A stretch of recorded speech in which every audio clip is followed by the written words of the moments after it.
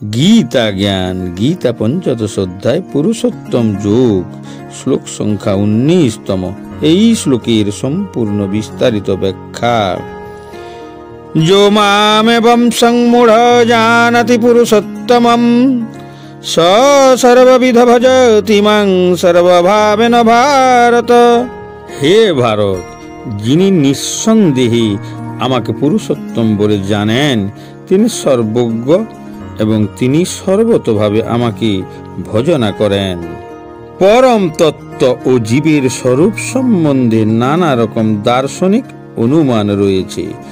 এখন এই শ্লোকে পরম পুরুষোত্তম ভগবান স্পষ্টভাবে বর্ণনা করেছেন যে যিনি জানেন শ্রীকৃষ্ণ হচ্ছেন পরম পুরুষ, তিনিই প্রকৃতপক্ষে সর্বজ্ঞ। যে অনভিজ্ঞ সে পরম তত্ত্ব সম্বন্ধে কেবলই অনুমানই করতে পারে, কিন্তু যথার্থ জ্ঞানী তার অমূল্য সময়ের অপচয় না করে সরাসরিভাবে কৃষ্ণ ভাবনাময় ভগবত ভক্তিতে নিজেকে বিলিয়ে দেয়।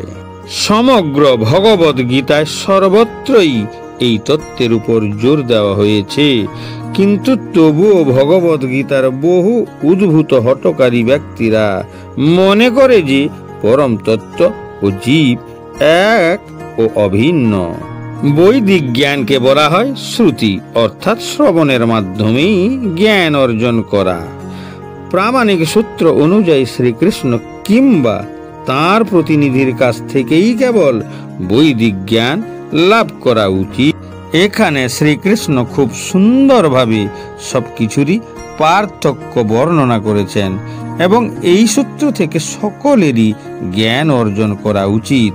কেবল নির্বোধের মতো শ্রবণ করাটাই যথেষ্ট নয়, সাধু, গুরু এবং বৈষ্ণবের কৃপালাভের দ্বারাই তা উপলব্ধি করতে হয়।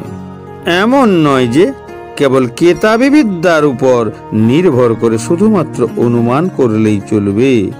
বিনীতভাবে ভগবত গীতা থেকে শ্রবণ করতে হবে যে জীব সর্বদাই পরম পুরুষ ভগবানের অধীন তত্ত্ব। পরম পুরুষোত্তম ভগবান শ্রীকৃষ্ণের বর্ণনা অনুসারে যিনি এই তত্ত্ব উপলব্ধি করতে সক্ষম হয়েছেন, তিনি বেদের যথার্থ উদ্দেশ্য সম্বন্ধে অবগত হতে পেরেছেন। তাছাড়া আর কেউই বেদের উদ্দেশ্য সম্বন্ধে অবগত হতে সক্ষম নন। ভজতি শব্দটি অত্যন্ত গুরুত্বপূর্ণ। পরমেশ্বর ভগবানের সেবা সম্পর্কে অনেক জায়গায় ভজতি শব্দটি ব্যবহার করা হয়েছে।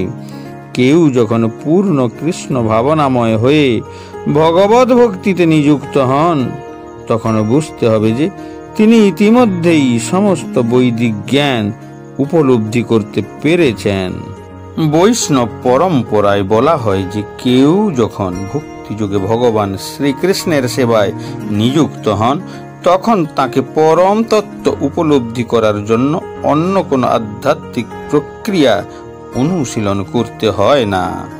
তিনি ইতিমধ্যেই সেই স্তরে উপনীত হয়েছেন, কারণ তিনি ভক্তিযোগে ভগবানের সেবায় নিয়োজিত। তার পক্ষে ভগবত তত্ত্ব উপলব্ধির সব কয়টি প্রারম্ভিক প্রক্রিয়া সমাপ্ত হয়েছে। কিন্তু কেউ যদি শত সহস্র জীবন ধরে ভগবত তত্ত্ব সম্বন্ধে কেবল অনুমান করে শ্রীকৃষ্ণকে পরম পুরুষোত্তম ভগবান রূপে উপলব্ধির পর্যায়ে উপনীত না হয় এবং তাঁর শ্রীপাদপদ্মে আত্মসমর্পণ করতে না পারে, তাহলে বহু বর্ষ ধরে তার যে এত সমস্ত অনুমান তা কেবল সময়ের অপচয় মাত্র।